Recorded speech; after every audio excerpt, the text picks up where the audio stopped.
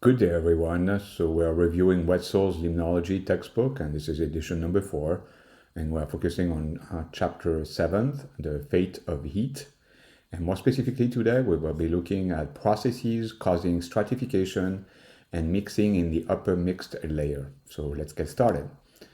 Wind influences the depth of the diurnal thermocline via 4 processes. Wind generates current that transports surface water downwind. This flow can cause the diurnal thermocline to tilt, as well as the seasonal thermocline, and moderate the depth of each horizontally across a lake. The extent of tilting of the diurnal thermocline is predicted from the van Burn number. Current speeds are highest at the surface and decrease with depth, creating shear tau, which is calculated as the change in velocity u with depth. That is, tau is equal to du over dz. Mixing is induced near the surface by the shear, where it is often called stirring, to differentiate it from the shear-driven mixing across the metalimnion. So before moving to the next sentence, let's look at this here. Figure 7-15, so variable responses of the diurnal and seasonal thermocline to wind forcing. In the example here, the Burn number of the diurnal thermocline is low enough that considerable tilting occurs. Its value is likely between 2 and 7. In contrast, the seasonal thermocline is barely deflected. The value of the Burn number across it would be closer to 10. As the wind induces the diurnal thermocline to tilt, water near the surface flows in the direction of the wind, leading to the deepening of the actively mixing layer downwind. When the wind relaxes, the diurnal thermocline upwells downwind, and water near the surface will flow in the opposite direction. These flows lead to cross-basin exchange. Thermoclines during the initial period of wind forcing, in parentheses minus, and after the wind relaxes or changes direction, in parentheses minus, depth of the actively mixing layer ZAML. So let's look at this a little further.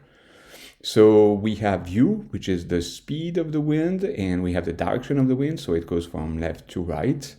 And then we have ZAML, which is the mixing layer. And then we have this tilting of the diurnal thermocline, and also as well, the tilting not as pronounced of the seasonal thermocline. And that is due to wind forcing that is pushing the warmer water this way, and then returning this warmer water then gets cooler, and there's a mixing this way like that. Additionally, as wind speeds increase, evaporation increases. Thus, during periods of cooling, the diurnal thermocline can deepen from both instabilities from heat loss and wind shear. Mixing across the diurnal and seasonal thermoclines is induced by shear, and as discussed above, the extent of mixing can be obtained by calculating van Burn and lake numbers.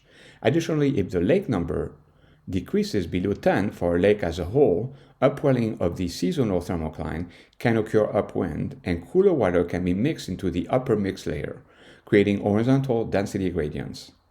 With continued winds, cooler water can be advected horizontally and further contribute to mixing due to the resultant density instabilities. When W and Ln are below critical values, and with the transition from heating to cooling, rapid changes can occur in the thermal structure of the upper mixed layer.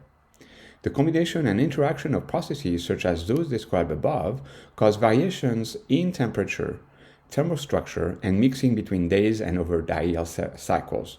The observations made in Mono Lake in September 2007 illustrate these processes. Incoming solar radiation was nearly identical on all days of the study, with maxima of about 900 watts per meter square.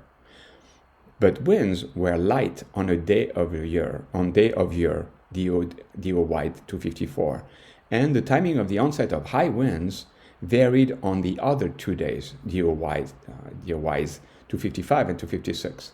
Lake numbers exceeded 10 on the first day of the study, were above 10 during the morning of the second, and then dropped to 1 when winds rose to 10 meter per second, and values remained below 3 through the remainder of the second day and throughout the third day. So I'll let you read this on here, but why don't we go and look at this figure here? So we have three graphs here. So the first one is we have the depth graph with temperature, and we have on the x-axis here we have the day of the year, and so we are on the 254 days. So that would probably put us so 100 days before the end of the year. So that's probably like somewhere around late August or something to that effect. Then we have the wind direction, and so the wind direction is from 0 to 400, so it's probably from 0 to 360, I would think, if it's cardinal points from 0 to 360 degrees, but I'm not sure. And then the other is U, which is meter per second, so this is the wind speed. So at the beginning, as I said in the text, we don't have much wind. And so therefore, we have a development of, for example, here, of a pretty warm layer on day 254.5. And then this is the thermocline here. This is probably the seasonal thermocline.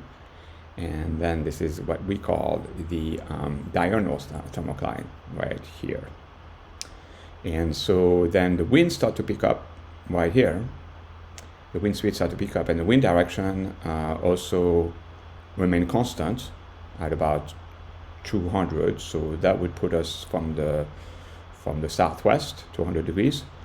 And so then what we see is we see these layers of warmer waters that are starting to deepen, that are basically pretty much like the waters here are starting to mix, and we're starting to have this tilt in the diurnal thermocline. And then ultimately it reaches, lo and behold, it reaches the seasonal thermocline right here, and it starts to impact the seasonal thermocline, and to the effect that it disturbs it, and then we have this level of cooler waters all of a sudden that are coming up here, and despite the fact that we have pretty strong wind at this consistent direction, and then a very homogeneous thermal structure of the lake all the way to the seasonal thermocline. A diurnal thermocline formed on the second day, and mixing as indicated by elevated values of the coefficient of AD diffusivity Kz occurred within it, but not immediately below. So let's look at figure 7-17.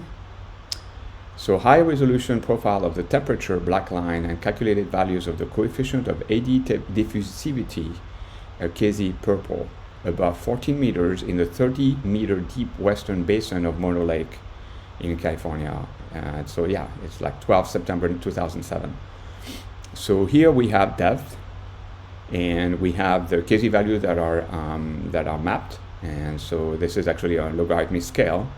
We have a log 10, so this is log base 10 of Kz, which is meters squared per second. And so here we have also the temperature. So the temperature is this line in black, and so the temperature increases as you get toward the surface, right? And then we have a thermocline right here. We have an abrupt change in temperature right here, as well as thermocline right here. So we may have like the diurnal thermocline here, and then the seasonal thermocline right here. And then we have like the change in the Kz values. So this is at 9:49 hours, so in the morning, and this is at 1350, which is like right after probably the solar zenith. And so what we see here is we see that the temperature has increased because the sun, was pretty high up in the sky and right above Mono Lake at its zenith on the 12th September.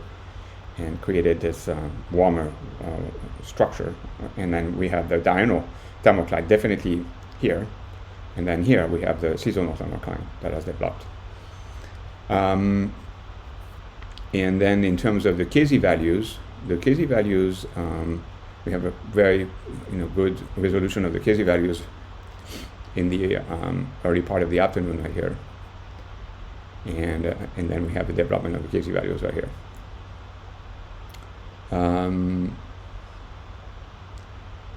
So I'll let you read this on. And then why don't we move on to this part here. Comparison of the time scales of mixing tar mix and of horizontal advection tar H further enables dominant processes to be assessed. The time scale of mixing is T as tar mix is equal to L squared over Kz, where L is a depth interval and Kz is the coefficient of AD diffusivity and the time scale for horizontal advection.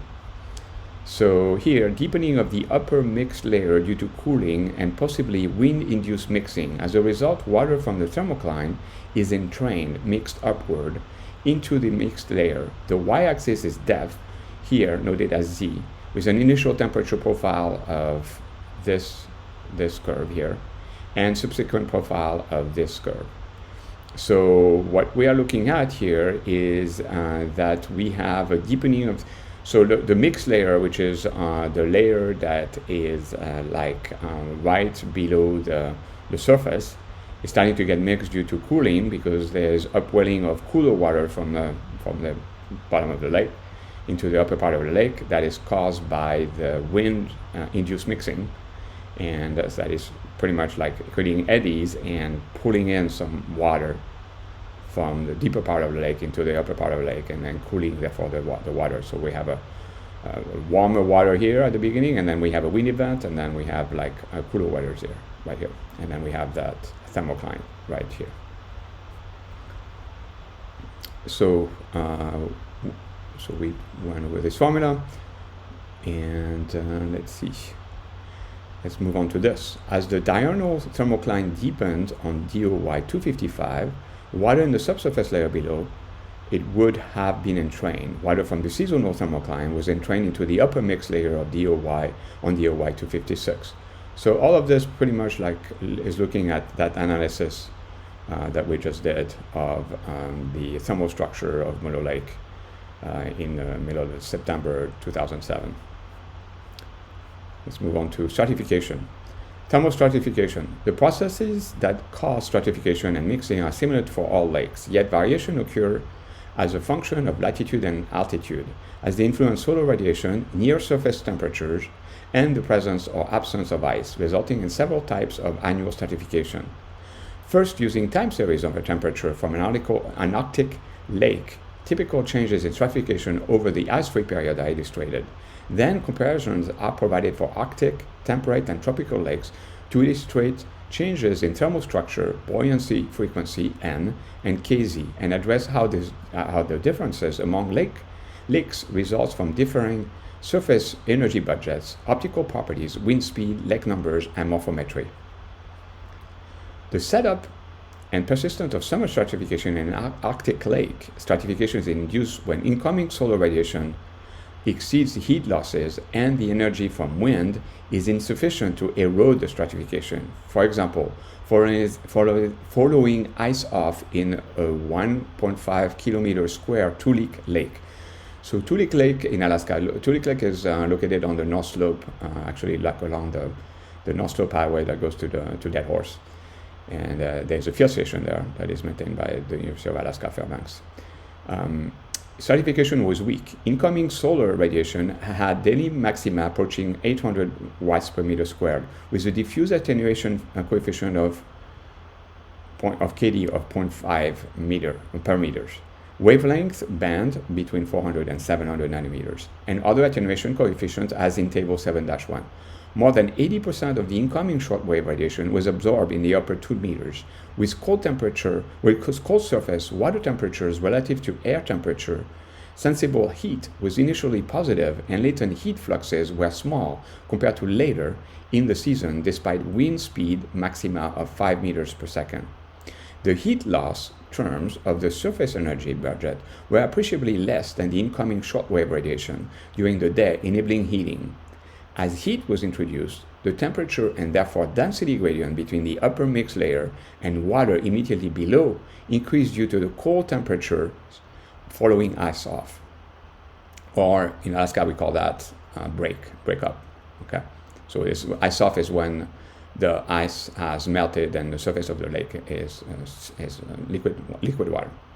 As maximal wind speeds occur during heating, any mixing was due to shear across the developing thermocline. However, the low values of turbulence as rate of dissipation of turbulent kinetic energy indicate that shear was insufficient relative to the stratification to cause much mixing across the thermocline. Net heat fluxes at night were maximally 100 to minus 100 to minus 200 watts per meter square. The instability, so basically we have heat loss during the night. Although it's kind of a little unclear what they call night. I mean, if that is very close to it's above the Arctic Circle, so therefore there's not much night in the winter, in the summer there. The instability due to heat loss at night were insufficient to cause appreciable deepening given the strong stratification which developed. Hence, seasonal stratification developed. Horizontal differences in the rate of heating may also have contributed to the onset of stratification. In lakes like Toolik Lake, ice cover often recedes earlier near the margins and persists for a longer period over the deeper parts, in part due to the direction of prevailing winds. Thus, surface temperatures may be warmer in the shallow regions, while temperatures at mid-lake stations, as in figure 7-19A, may not be as warm as those near shore. Temperatures there were warmer than over the deeper side following ice-off. Thus, the wind-induced advection of water from locations where warming occurs earlier to those where ice covers persist longer may also contribute to increase in stratification following ice-off. The changes in temperature and thermal structure over the rest of the summer varied, with periods of heating, cooling, intervals with higher winds, and discharge from an incoming stream after a large rain event. Diurnal stratification and nocturnal mixing occurred in the upper mix layer above the seasonal thermocline. Periods of heating and cooling led to changes in temperature within the upper mix layer, with minimal change in the depth of the thermocline until a cold front occurred, with higher winds and rainfall leading to increased discharge into the lake on DOY 199. Okay. So let's see here. So we have let's see. So we have two graphs here. So time series of temperatures in Toolik Lake shortly after ice-off in 1999 at A mid-lake station about 10 meters deep, and B in a deeper basin in the lake, illustrating the rapid development of the seasonal thermocline. So here we are dealing with right around 177. That would be like sometime in June, and so it would be pretty close to mid June, to the summer solstice. And so here we have the shallow, so we have a shallow station. So this is the x-axis are the days, and then the y-axis are the depth, and then the colored are isotherm. So these are temperature values, and then we have the scale here. So 4 degrees is the dark blue, and then like the dark red is 14 and a half. And then this is a deeper part of the lake. So this is the same lake, different locations, and the same time. So here what we see definitely is that deeper part definitely has a very strong structure in terms of cold water, all the way to about 4 meters, where the shallower part also has a pretty strong cold area, and it's also varying at up to 4 meters. However, you can see that that depth of cold water is actually decreasing as the summer starts, or is about to start. And then you can see that there is definitely the solar heating is heating the surface of that water very well, but because of the fact that it's shallow, it has a stronger influence to waters below it at shallower depth than it has at deeper depth. It takes more energy to create a convection in there. Here, probably what we are dealing with this is a very homogeneous thermal structure, is very likely we still have some ice, and potentially in the deeper part of the lake than in the shallow part of the lake. And then in terms of thermocline, we have pretty strong thermocline at day 176.5, and then here as well. And then we also have pretty strong thermocline, but it takes longer for the thermoclines to develop in the deeper part of the lake. So I'll let you read on to that. It goes pretty much into detail of that lake. So why don't we look and then at comparative stratification in temperate, Arctic, and tropical lakes. Comparison of similarly sized lakes in the temperate zone and Arctic illustrate how differences in temperature and stratification result from the highest solar radiation, lower wind speed, and longer ice-free periods in a temperate lake, Lawrence Lake, relative to an Arctic lake, Lake N2. Both lakes had similar attenuation coefficients. In both lakes, stratification sets up similarly after ice-off, often after a period of wind-induced mixing. Initially sensible heat fluxes are positive and latent heat fluxes are often low, less than minus 50 watts per meter square. Net long-wave radiation is of the order of minus 100 watts per meter square. As a result of the contribution of cooling to mixing is small compared to conditions a few weeks later. Thus, wind contributes to the downward mixing of incoming heat. Typically, incoming solar radiation exceeds 500 watts per meter square. When the winds are stronger, lake numbers can be less than 1, meaning the water column is comprised of up and downwelling internal waves that serve to mix the incoming heat downward. In Lawrence Lake, the combination of heating and mixing led to a seasonal thermocline developing around 6 meters. In contrast, it initially was at 3 meters in the Arctic Lake. After a period with lighter winds, such as Ln is greater than 10, stratification set up in the upper few meters, diurnal heating and cooling occurred, but the depth of nocturnal mixing was shallow, leading to stratification and buoyancy frequencies in the thermocline that were high, 20 to 30 CPH in Lawrence Lake and Lake N2. Afternoon winds typically occurred and induced thermocline tilting and internal waves, but these did not cause appreciable mixing unless Ln is less than 10.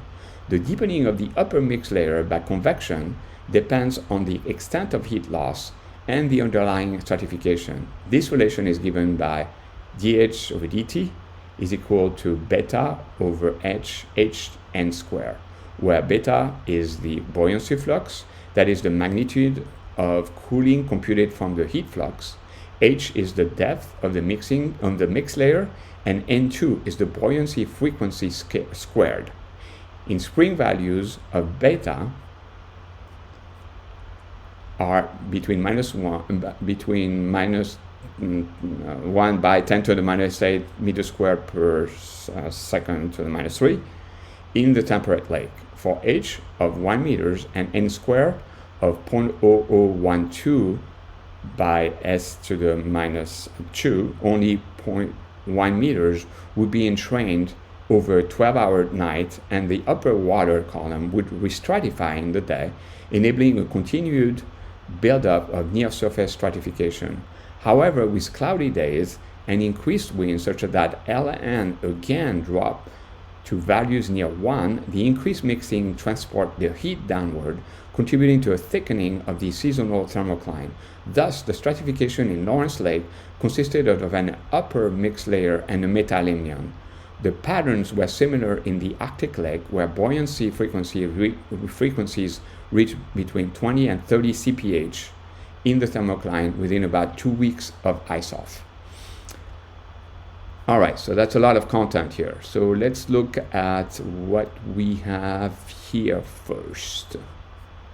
So figure 7-21, temperature contours over the summer season in Toolik Lake, Alaska. So we're back with Toolik Lake, and we're looking at 180, between 180 and 220. So this is pretty much like the beginning of summer and all the way to 40 days later. So that would put us at about probably like early August, and then this is the depth. So this is probably the deep field station.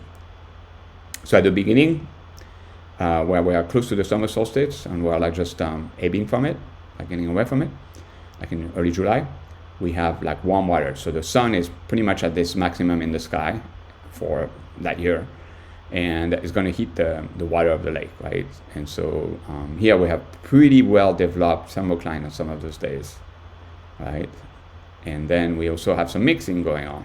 We have like some entrainment of colder waters, and then like at about day 200, we have like probably like some maybe like cloudy days where the sun is not impinging on the surface of the lake as much, so we don't have as strong of stratification in the waters of the upper surface. I mean the upper shallower part of the lake, and then we have once again a period of warm up of these waters. So therefore here we have a very good mixed layer. And so we have a pretty strong thermoclines here, and then here pretty shallow, although we still have the seasonal thermocline, of course. And let's see, so this is for the time series for Lawrence Lake. And so we have like 3 figures. So let's see here, we have time series data for Lawrence Lake in 2005, incoming shortwave variation, which is A. So this is incoming shortwave variation between 0 and 1000 watts per meter square. U, which is, I believe, is the wind speed. Yep. So this is U, wind speed. HF is your, let's see here. So see 3-day average net flux, blue, and 3-day average net heat flux into the actively mixing layer, orange. So this is like your heat flux. So the blue is 3-day average net heat flux into the actively mixing layer, right there. And then and let's see, heat flux in the heat flux, and then the other one is 3-day average net heat flux into the actively mixing layer, orange, and into the net heat flux, blue. So the blue is the net heat flux, the orange is the actively mixing layer. And so sometimes, as the text was presenting, we're in a negative territory where the lake is losing heat to the environment. And as we are like getting into the summer, you can see actually that some of these days here we have some negative heat fluxes compared to like closer to the summer solstice. E, this is graph E. So graph E, let's see, so here we go. Temperature contours. So that's the temperature contours. F is the buoyancy frequency. Okay. And then G, the 3-day average coefficient of AD diffusivity. So here we have your AD diffusivity. We have then the buoyancy frequency, and then we have the temperature. So at the beginning here for Lawrence Lake, we have a non-stratified lake. Pretty much like the lake is probably getting out of ice off, and it's pretty well uniform in terms of the temperature, the temperature profile for that lake. However, as in midsummer, we're starting to get some warm water. So we're looking at Lawrence Lake here, and we're looking at the summer stratification period right here. Time span between 160 to about 220, and then we are looking at then the loss of that stratification at about day 280, and with a complete absence of it by the day 300. In terms of the buoyancy factor, so we have a very strong buoyancy factor at about 4 meters between 180 to about 260, and then the buoyancy factor decreases as the stratification erodes away as well. And then for KZ, the VVC factor is actually the inverse of the buoyancy factor. We're seeing like a pretty good, high KZ factor, diffusivity coefficient when the lake is not stratified. So let's look at this lake, which is the Lake N2 in Arctic Alaska. And so here we have the amount of shortwave radiation reaching the lake, and so in watts per meter square. So compared to Lawrence Lake, we don't have values above, above 800, as they were saying in the text, and most of the values are about 500 watts per meter squared. We don't have any excursion at SC in the negative territory though, and that's probably because the sun is always above the horizon in the summer in the Arctic region. And then the wind speed, so actually the winds are quieter than they are over Lawrence Lake in Michigan, but we do have some strong wind events, but they are short-lived. Then we have heat flux, and so the heat flux, we do have starting to have an excursion where the lake is starting to lose some heat here at about day 240 to 45. And then we have the lake numbers. So lake numbers are like reaching zero, are decreasing as the stratification disappears. In terms of the stratification itself, speaking of that, we have like a strong heating period right here, like corresponding right after the summer solstice. And then we probably have some cloudy days here without much of a stratification, and then actually almost like pretty close to no stratification as we were in the same situation here. And then we have another heating period right here, and that is probably correlated with the values of the heat flux, and then we have no, it appears like the lake is probably starting to develop maybe even some ice with the absence of any stratification at this point.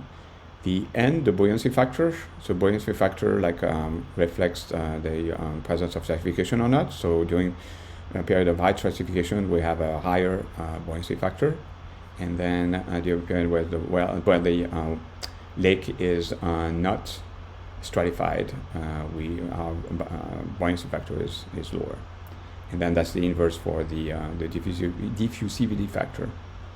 So I'll let you read on to this text that describe pretty much these graphs, and so let you read on to that. And what then we read this part. The influence of lake size on mixing dynamics in lakes at the same latitude is evident from comparison between 0.016 kilometers squared Lake N2 and 1.50 kilometers squared Toolik Lake. The patterns during the ice-free period in Toolik Lake in 2014 were similar to those in Lake N2 with respect to the onset of heating and cooling periods and the time of full mixing. However, with Toolik Lake's somewhat higher wind speeds due to its more exposed location combined with its larger surface area, lake numbers were consistently lower and often reached 1. In Toolik Lake, the greater wind-induced mixing across the thermocline resulted in a maximum buoyancy frequency in early summer of 35 cph, as opposed to 52 in Lake N2. It decreased to 20 cph, as opposed to 32 in Lake N2 in late summer. Values of KZ were up to an order of magnitude higher in the hypolimnion and consistently higher in the thermocline, indicating greater conductivity across the thermocline for much of the summer. Midsummer DOY 205, the temperature decrease in the mix layer that was induced by the passage of a cold front. So there was a cold front, like as we are talking about right here. So this is like N2. So let's see. This is like, we're back at Toolik Lake here. So Lake N2 is right here. And we have this cold front that we're talking about. And then they are also saying that that your value for your buoyancy frequency is at in early summer 35 cph, and then it decreased to 20 cph. So your buoyancy factor here is like right around here, like it's about 35. Actually, it's probably even more than that because it's like in the orange. And this is during the in the thermocline. This is the thermocline right here, in the thermocline when it's stratified, pretty well stratified, and then it erodes to the 20s. And let's see here. And then in terms of the KZ, we're up to an order of magnitude higher in the hypolimnion and consistently higher in the thermocline. So KZ, they are saying that in the hypolimnion, which is right here is the hypolimnion, the KZ value was consistently higher, well, especially at the beginning, right here, it's pretty high. Although right here you can see that it's not as high, and then it gets higher again when the lake loses its stratification.